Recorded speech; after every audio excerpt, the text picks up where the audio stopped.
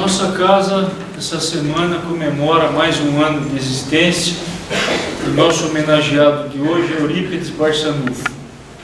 Temos frequentemente e habitualmente acompanhado a vida dos nossos ídolos, dos astros, dos esportes, da música, os artistas e tantos outros, e sabemos em detalhes do que acontece em suas vidas, de quem casou com quem, de quem separou de quem, de quanto ganha o fulano, o ciclano, o beltrano, e muitas vezes nem sequer imaginamos quem são e quem foram os grandes missionários, em especial os primeiros semeadores e construtores dessa doutrina maravilhosa.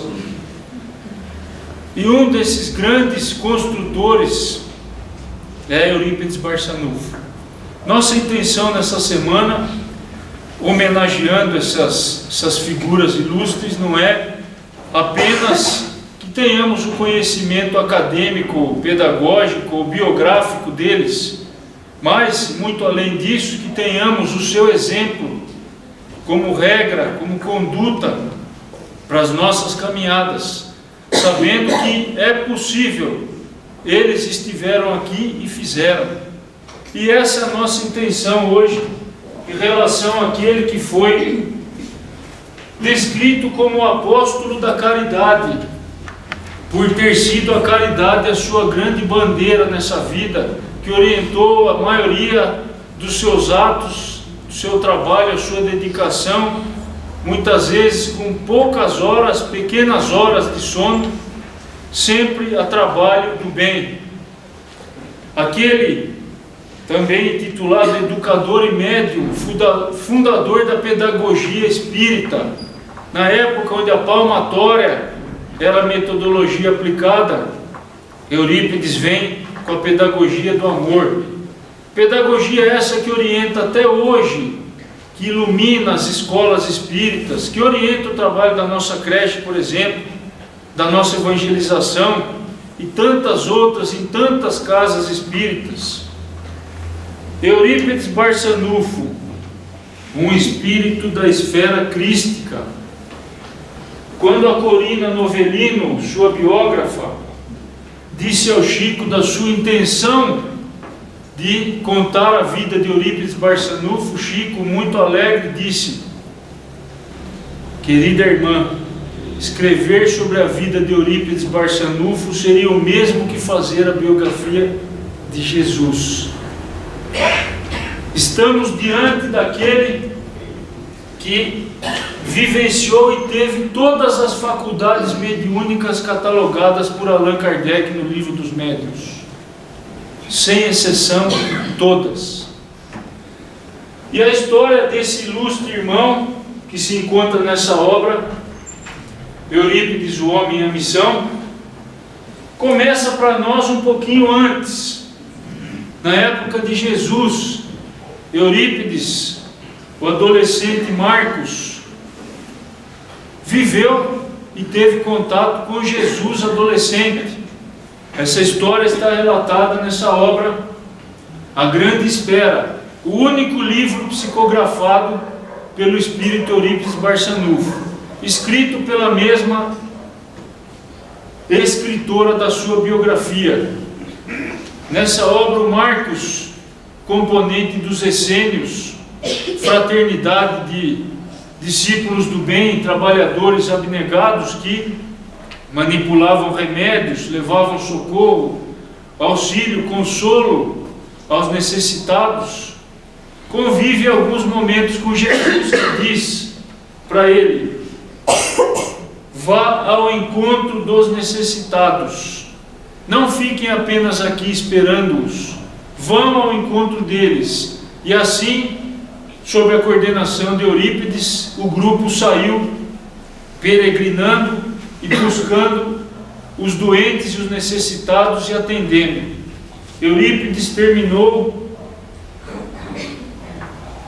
em Jerusalém e foi assassinado, foi julgado e martirizado pelos judeus jovem ainda, é martirizado em Roma, ainda jovem, desculpe.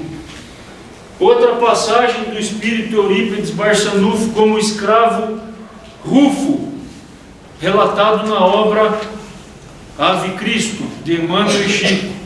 A história se passa no século III. Rufo era um escravo de um senhor romano que não admitia, hipótese alguma, o cristianismo. Em certa ocasião, algumas crianças foram levadas à sua propriedade para fazer uma apresentação musical, e uma das crianças, 4 anos, resolve pronunciar o Pai Nosso, dizer o nome de Jesus. Tamanha foi a sua revolta que soltou os cães para atacar essas crianças. O escravo Rufus era escravo desse senhor, que um dia disse a ele que escolhesse. Se escolhesse a doutrina de Jesus, seria assassinado. Se negasse, teria sua vida continuada, e esse escravo se vê à frente da sua filha de 4 anos, dizendo: papai, vamos. E ele não renegou a doutrina de Jesus. O escravo, o mercador de escravos, que iria comprar a sua esposa e os seus filhos, bate disfarçadamente no seu ombro e diz: vá em paz, meu irmão, também sou cristão. Com essa certeza de que a esposa e os filhos seriam cuidados, não renegou Jesus e foi estraçalhado. Tanto na primeira como na segunda obra, o espírito Bezerra de Menezes divide o cenário com Eurípides Barçanufo, sendo personagem que convive junto com Eurípides. Por último, nos relata Divaldo Franco e Manuel Filomeno de Miranda, na obra Nos Tormentos da Obsessão, que o espírito Eurípides foi Lavater, um suíço, pastor suíço, com destaque para sua grande tolerância, e que foi conselheiro e protetor de Pestalozzi.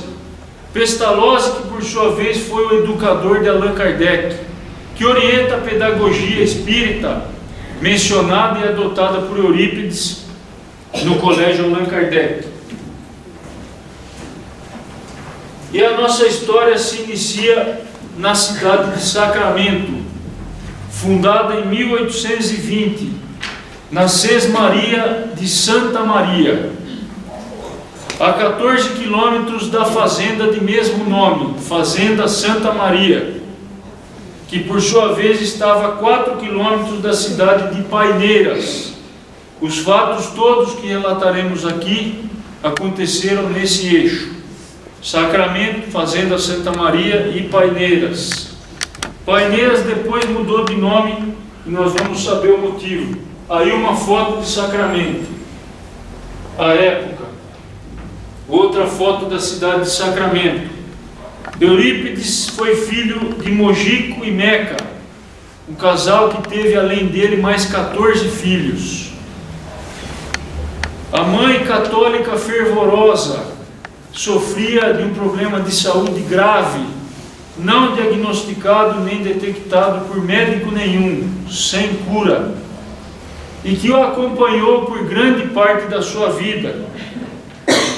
Nesse lar nasce Eurípides Barçanufo no dia 1º de maio de 1880.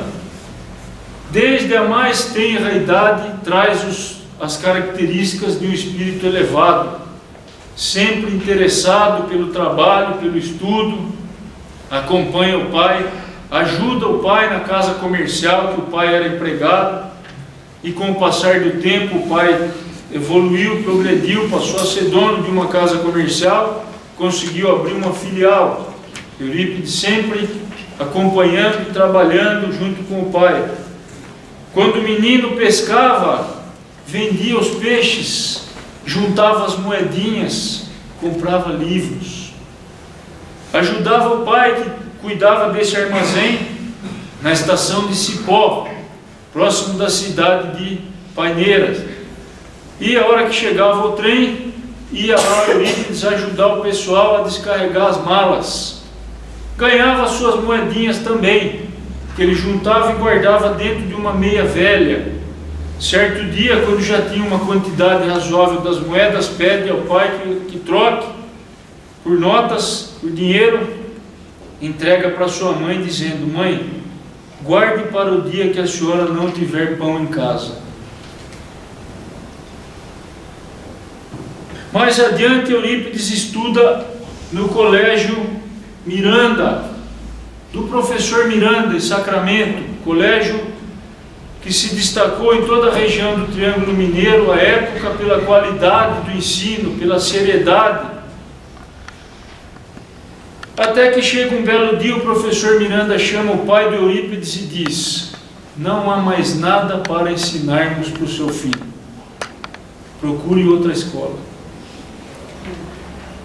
Eurípides convive rapidamente alguns dias com um casal que se hospeda na sua casa, um casal de médicos, e toma contato com alguns dos livros que acompanhavam esses médicos e desperta aí, sente um interesse, um desejo pelo estudo da medicina. Vai com seu pai até o Rio de Janeiro, se matricula na Escola Preparatória de Medicina da Marinha. Tudo pronto para que o seu sonho se realizasse. Até que no dia, na véspera da sua viagem para o Rio de Janeiro, sua mãe tem nova crise, novo ataque. Eurípides decide não ir. Abre mão do seu sonho para poder cuidar da sua mãe, para poder lutar pela cura, para poder estar junto com a sua mãe.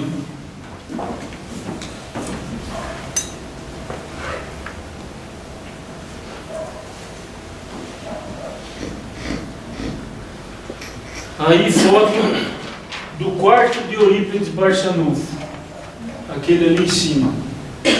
Foto da fazenda Santa Maria e do jornal sobre o qual falaremos em breve. Foto da Casa Mojico, a casa comercial que o seu pai foi inicialmente funcionário e depois passou a ser o dono. Eurípides, a essa altura da vida, tinha 3 problemas. O primeiro deles, a doença da mãe. O segundo, o tio senhor Mariano. E o terceiro era o sermão da montanha, que naquela época a Bíblia era privilégio apenas de alguns. Eurípides, atuante na comunidade católica da cidade, recebe de presente do padre a Bíblia para que leia, para que amplie os seus conhecimentos sobre a religião, e assim o faz, lê a Bíblia toda. Mas o sermão da montanha o incomodava, não conseguia entender como é que eram aquelas justiças prometidas por Jesus, frente a tanta injustiça e tanto sofrimento presente no mundo naquela época. Aos 22 anos, Eurípides nos dá um grande exemplo do trabalho.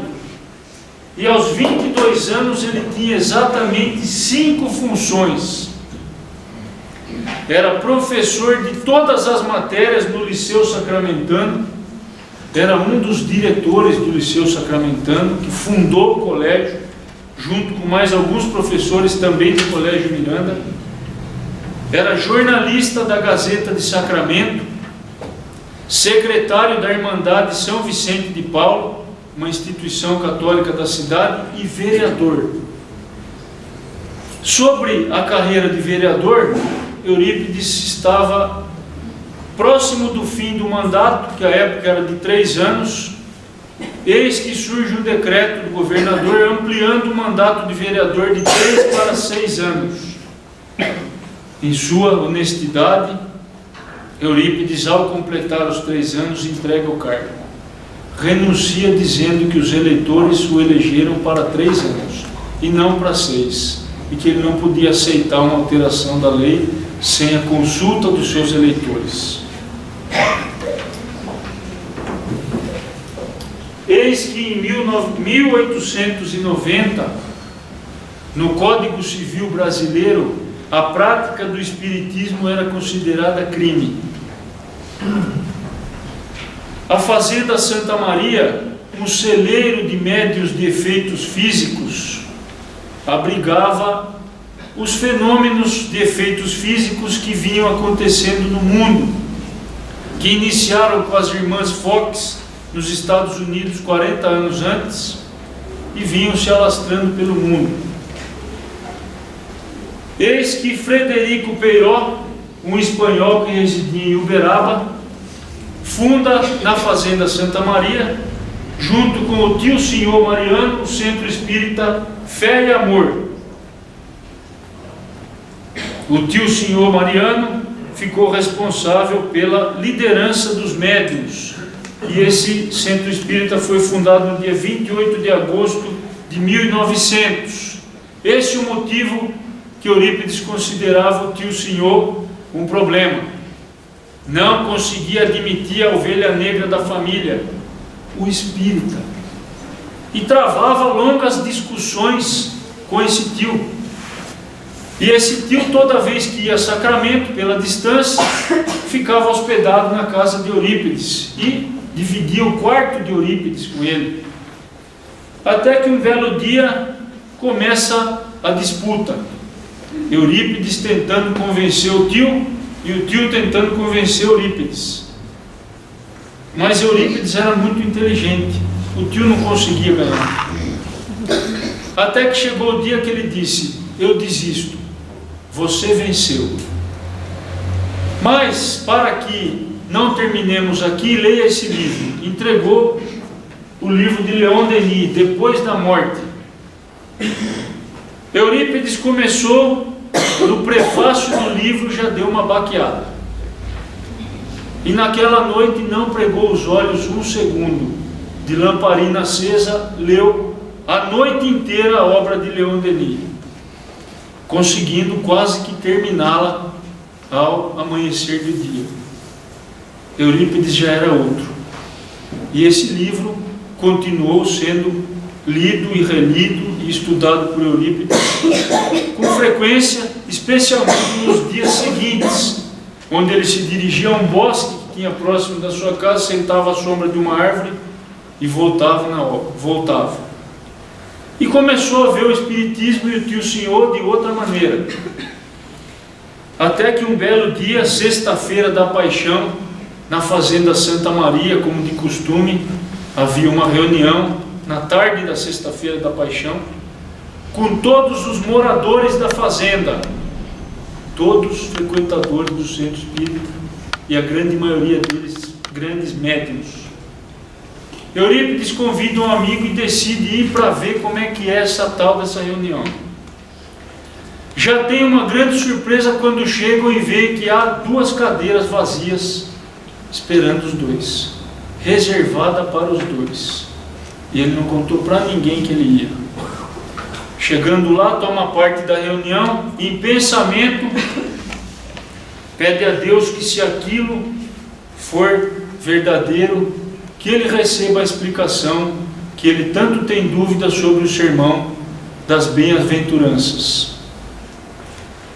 E o médium Aristides, um senhor humilde, extremamente humilde, trabalhador da fazenda, que não sabia escrever uma letra, muito menos ler qualquer coisa, recebe o espírito de João Evangelista, e Eurípides ouve a maior explicação, a melhor explicação da vida dele sobre o sermão da montanha, esclarece as suas dúvidas e decide se converter ao Espiritismo. Nesse dia,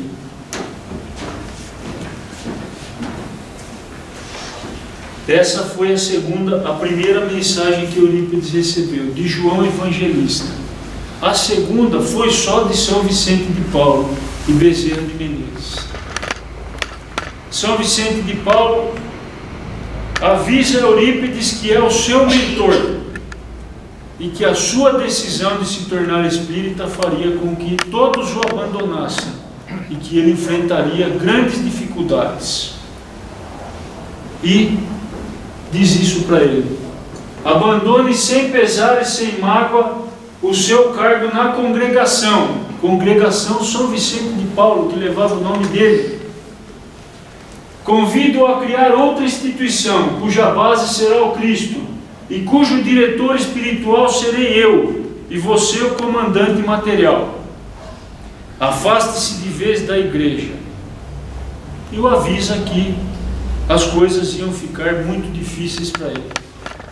O Liceu Sacramentano passa a enfrentar uma crise, os pais retiram os alunos, não compreendendo e aceitando a mudança de Eurípides, até os seus familiares o questionam, alguns o acusam de ter ficado louco, que esse era o rótulo que os espíritas levavam.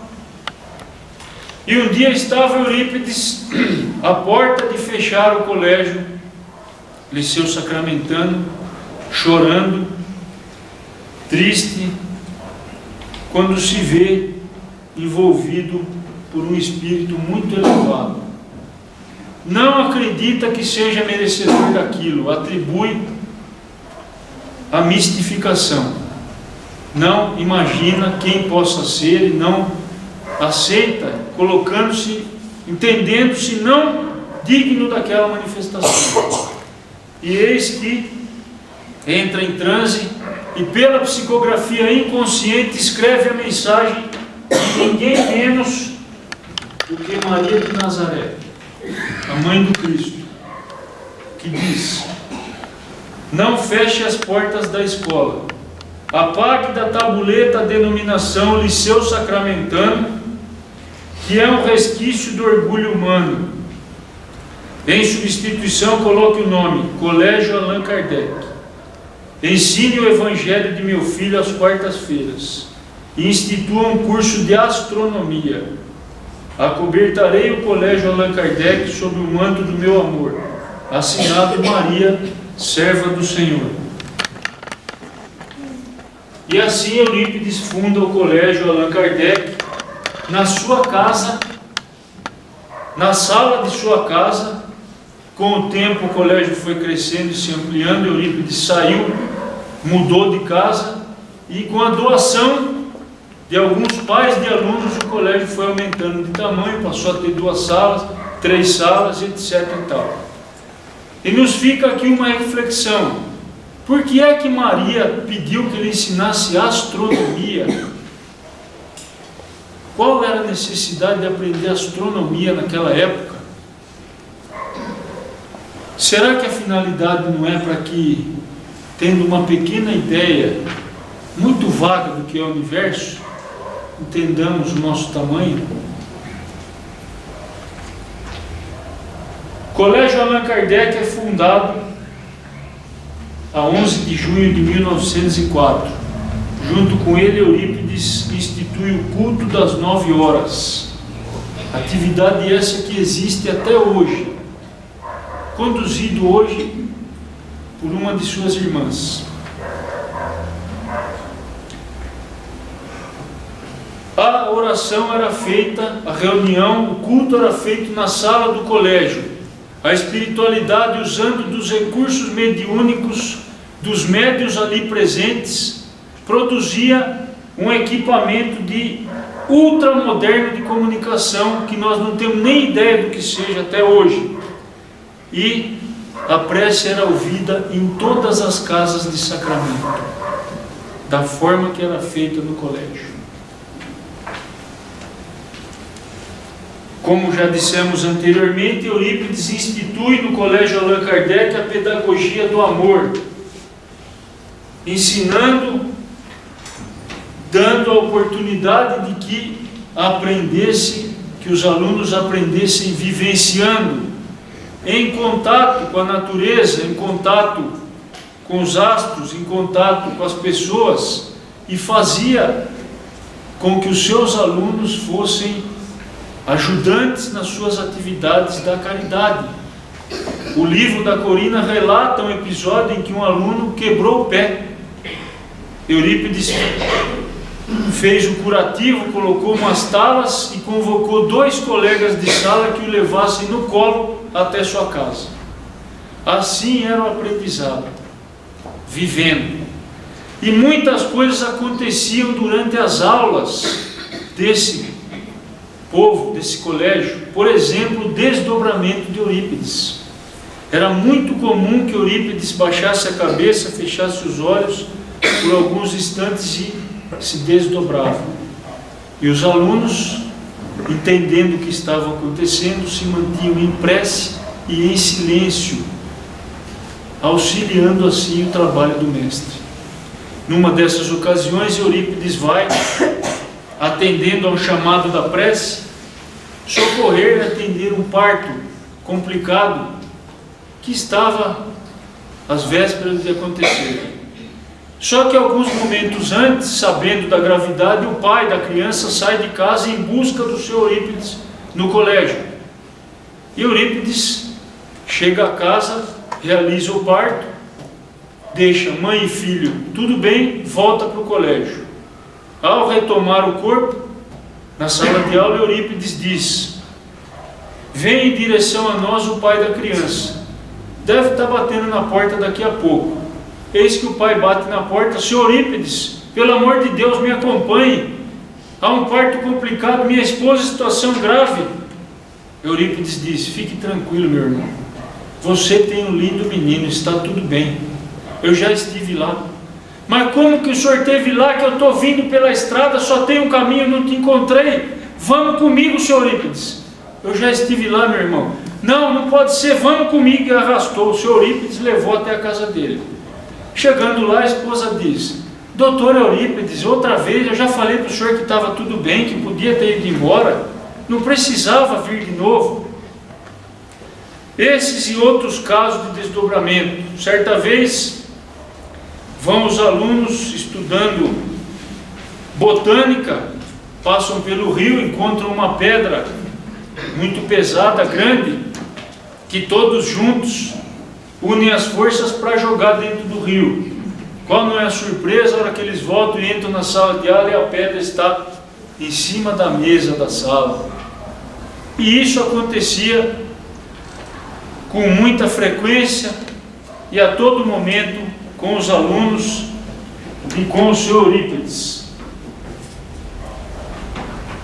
Mais uma foto. O Colégio Allan Kardec tinha um sistema de avaliações bem diferente do que a gente imagina. Os alunos passavam por uma semana de provas no final do ano. Um dia dessas provas era de provas escritas, um dia de provas práticas e 3 dias de provas orais. E as provas eram assistidas pelos moradores da cidade. Uma banca de professores questionando os alunos e os pais, os parentes, os amigos assistindo às provas desses alunos. Em 1905, em janeiro, Eurípides funda o Grupo Espírita Esperança e Caridade. Por 3 meses, Eurípides fica treinando as suas faculdades mediúnicas lá na Fazenda Santa Maria com o tio Senhor. Passado esse período, fundam o Grupo Espírita. E os trabalhos começam a acontecer com grande intensidade.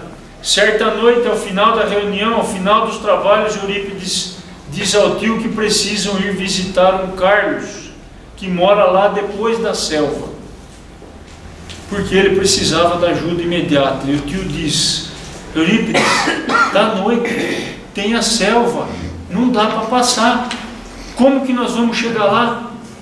Precisamos ir agora. Chegam na casa do Carlos e está ele há 3 dias sem água e sem comida, e a sua doença era lepra. Essa foi a primeira cura do Eurípides, e a segunda foi a da sua mãe.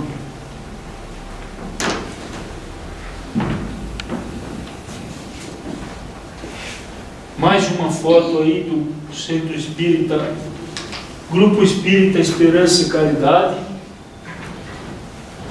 Mais uma atividade do Dr. Eurípides, a Farmácia Espírita Esperança e Caridade. Farmácia essa que foi criada, instituída, num espaço ao lado da loja da casa comercial do pai, cedido pelo pai. Eurípides tinha o salário de contador, era o contador das 2 casas comerciais do pai. E com o salário que recebia, adquiria os medicamentos, as ervas, os produtos necessários para a manipulação dos remédios. Eurípides receitava sob a inspiração do Dr. Bezerra de Menezes, nesse momento já de volta à pátria espiritual, e mais uma vez trabalhando junto com Eurípides. Depois de um tempo, essa farmácia foi transferida para a chácara Recanto da Prece, onde se encontra até hoje. Ajudavam na manipulação dos medicamentos e na entrega a mãe, a irmã e uma secretária. Eurípides se enfiava pelas matas para atender os doentes. Em muitos casos aparecia em corpo físico para eles, estando desdobrado. Muitos deles iam à farmácia e chegavam lá, o remédio já estava pronto, sem sequer eles terem relatado o problema para Eurípides. Tantos outros ele ia até a casa, sem que fosse chamado, levando o remédio pronto e necessário para aquele problema, para aquela dificuldade. Esse trabalho também acontecia na cidade de, como eu falei antes, no início, na cidade de Palmeira, feito pelo Frederico Peiró, aquele que fundou o Centro Espírita. Depois da sua desencarnação, a sua esposa dá continuidade ao trabalho, enquanto as suas forças permitiram. Quando ela não conseguia mais fazer o trabalho, quem assumiu esse trabalho foi o seu Langerton Neves da Cunha. E esse trabalho da fitoterapia, da manipulação dos medicamentos, existe até hoje. E tem um aqui do nosso lado. É o trabalho que acontece no Lar Anália Franco, nos primeiros sábados de cada mês. Tão grande foi a importância do seu Peiró, que a cidade deixou de chamar Palmeira e passou a chamar Peirópolis. Tamanha contribuição que ele deu para a vida daquelas pessoas. E não para por aí. O seu Eurípides promove a cura da dona Maria Modesto Cravo, lá de Uberaba. Inspirada e grata pela cura, com a ajuda do seu Eurípides, resolve fundar o Lar Espírita de Uberaba para meninas órfãs. Um trabalho muito parecido com o que fez Sanália Franco, fundando as várias casas pelo interior do estado de São Paulo para cuidar de meninas órfãs. Eurípides inspira também a fundação do Sanatório Espírita de Uberaba, o primeiro do continente, primeiro hospital psiquiátrico espírita do continente, fundado em Uberaba, sob a direção do Dr. Inácio Ferreira. E daqui a pouco nós vamos saber um pouquinho mais sobre o Dr. Inácio Ferreira. E eis que um dia, Eurípides, convidado por São Vicente de Paulo, sai para um passeio pelas esferas superiores. Durante o passeio, o seu mentor o avisa que a sua missão está no final. E informa inclusive o dia do seu desencarne. Ao retorno, Eurípides faz anotações na folhinha, no calendário. Época da gripe espanhola. Eurípides abriga os doentes dentro da sua casa. E, como não podia ser de outra forma, contrai também a gripe espanhola. E no dia 1º de novembro de 1918, desencarna. Depois foram procurar na folhinha e era essa anotação que estava lá. Ele anotou o dia que desencarnaria. Lembrando que isso aconteceu também com a Anália Franco, que desencarnou por gripe espanhola, em função do atendimento e do socorro aos doentes da gripe espanhola. Muito bem. A jornada desse espírito não termina aí. Ele continua ao nosso lado e nos ajudando. 15 anos depois do seu desencarne, Estamos no ano de 1933. Eurípides, com a ajuda de Santo Agostinho e São Vicente de Paulo, dirige um pedido pessoal a Jesus. Que Jesus permitisse a criação de um espaço na espiritualidade que fosse especialmente destinado ao acolhimento dos espíritas, que fosse especialmente para que os espíritas tivessem uma forma das suas dores doerem menos, uma forma do seu refazimento para voltarem e cumprirem aquilo que não conseguiram.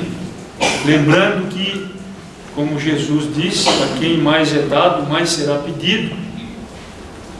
Recebemos um pouquinho mais, talvez em termos de esclarecimento, conhecimento, é esperado mais de nós. Eurípides pede que tenhamos essa oportunidade desse carinho, desse cuidado especial.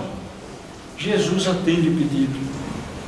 No espaço espiritual do Sanatório Uberaba é construído o Sanatório Esperança, uma colônia de refazimento para os espíritas, composto de 3 pavimentos acima e 2 abaixo.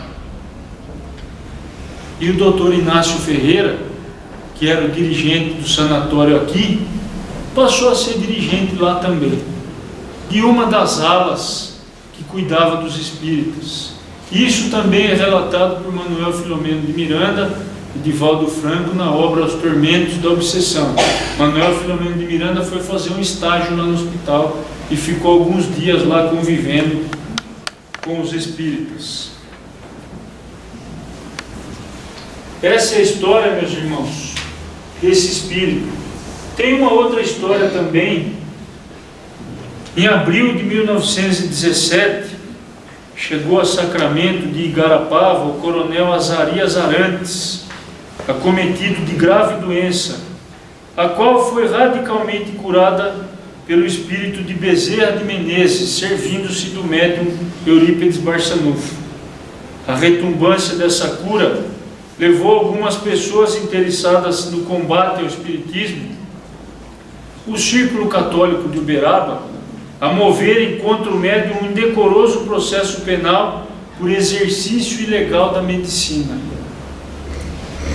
Eurípides foi intimado a comparecer às 19 horas do dia 22 de outubro para prestar declarações no inquérito policial. Ao final do depoimento, ele pede licença para retirar-se. Dr. Araripe, o delegado, de olhos fixos na valise de Eurípides, pergunta o que ele vai fazer. Ele responde: vou ver os meus doentes.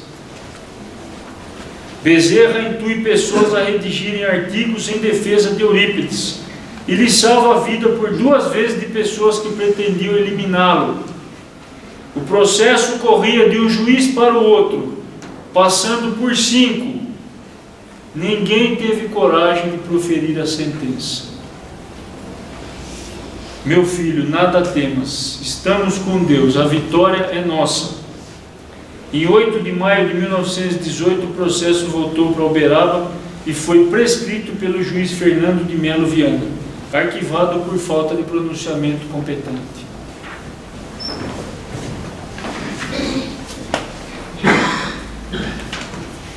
O espírito Hilário Silva nos narra uma passagem da vida de Eurípides, que eu vou pedir para que a gente procure ouvir com o coração.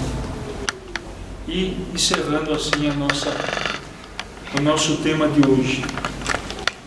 Começara Eurípides a observar-se fora do corpo físico, em admirável desdobramento, quando à noite viu a si próprio em prodigiosa volitação. Embora inquieto, como que arrastado pela vontade de alguém num torvelinho de amor, subia sempre. Queria parar e descer, mas não conseguia. Braços intangíveis tutelavam-lhe a sublime excursão. Respirava outro ambiente, envergava a forma leve, respirando num oceano de ar mais leve ainda. Viajou, à maneira de pássaro teleguiado, até que se reconheceu em campina verdejante.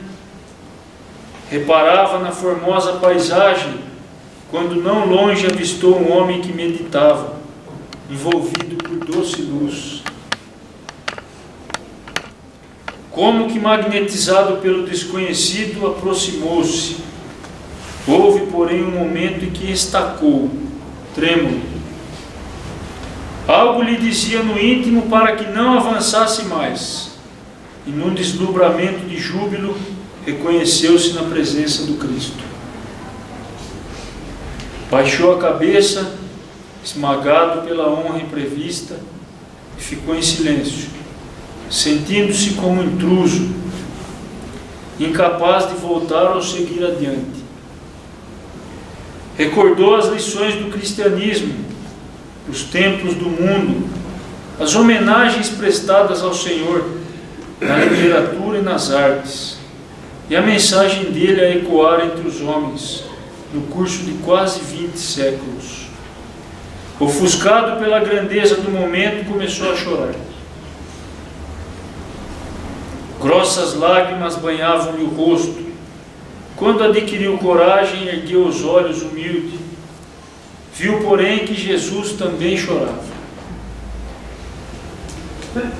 Traspassado de súbito sofrimento por ver-lhe o pranto, desejou fazer algo que pudesse reconfortar o amigo sublime, afagar-lhe as mãos ou estirar-se à maneira de um cão leal aos seus pés, mas estava como que chumbado ao solo estranho.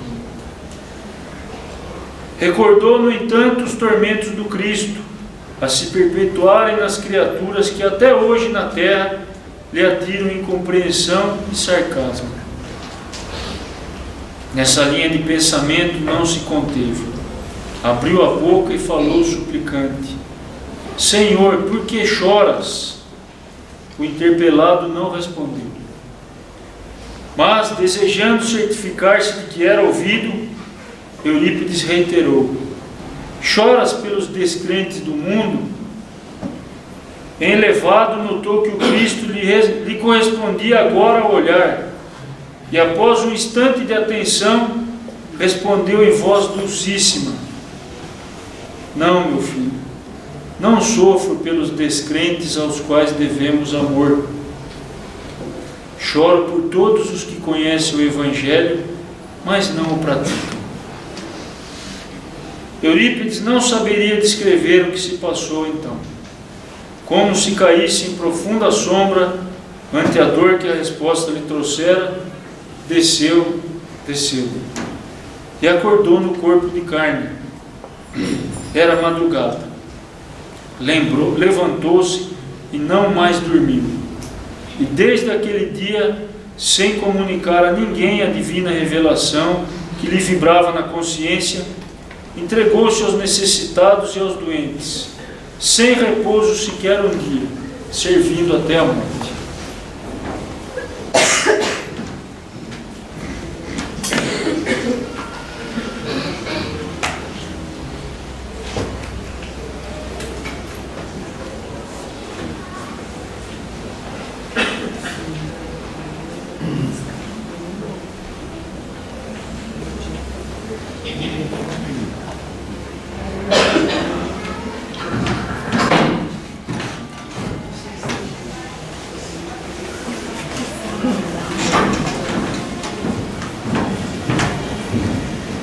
E assim, queridos irmãos, envoltos nessa paz, nos bons fluidos, nas boas energias depositadas nesse ambiente, elevemos o nosso pensamento ao nosso Mestre querido, pedindo a Ele que leve as suas bênçãos, todos os recantos de dor e sofrimento, a todos aqueles, incluindo nós, que mesmo conhecendo o seu Evangelho, ainda não praticamos. Que leve as suas bênçãos, a sua paciência, o seu amor, derramando sobre cada um desses, sobre cada um de nós,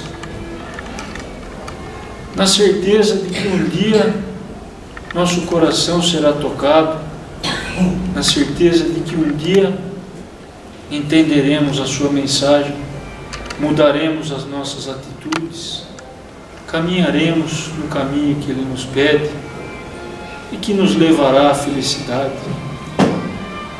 Vibremos por todas as casas que trazem ainda os ensinamentos e as obras de Eurípides Barçanufo, orientando os seus trabalhos, os seus passos, que consigam traduzir a todos os seus trabalhadores e os seus frequentadores a verdadeira e pura mensagem desse Espírito.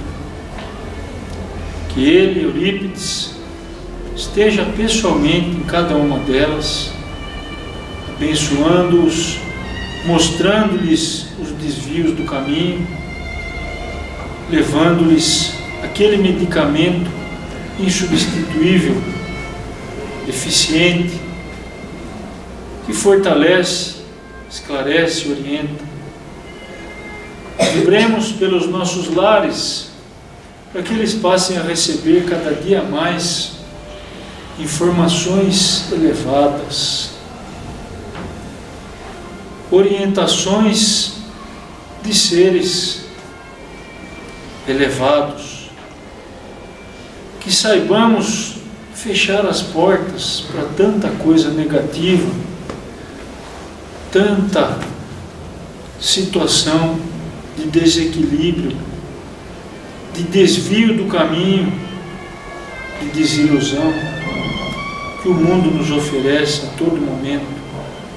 Que seja o nosso lar a maior oficina de aprendizado, de exercício da caridade, da compreensão, de vivência do amor do Cristo.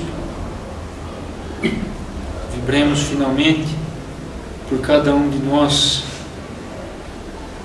que os rápidos comentários e exemplos da vida desse nosso irmão sejam para nós encorajadores, motivadores, nos guiando, nos orientando, nos mostrando o caminho. Que Jesus nos abençoe, que assim seja.